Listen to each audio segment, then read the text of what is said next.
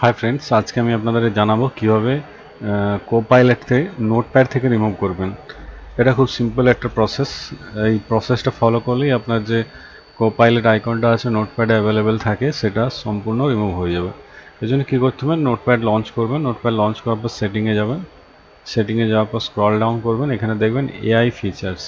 AI ফিচার্সের আন্ডারে যে copilot আছে এটা সিম্পলি টার্ন অফ করে দেবেন। টার্ন অফ করে ব্যাকে আসবেন, দেখবেন নোটপ্যাডের অপশান, কোপাইলট অপশন নোটপ্যাড থেকে চলে গেছে। যদি আবার পুনরায় এটাকে আনতে চান তার জন্য আবার সেটিংয়ে যাবেন, নোটপ্যাড ওপেন করার পর এরপর এআই ফিচার্স আন্ডারে কোপাইলটে যাবেন এবং সেটাকে টার্ন অন করে দেবেন।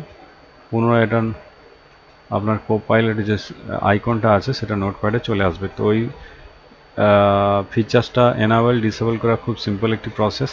আমি প্রসেসটা দেখিয়ে দিয়েছি, প্রসেসটা ফলো করবেন। নোটপ্যাড থেকে কোপাইলট খুব সহজেই রিমুভ করতে পারবেন।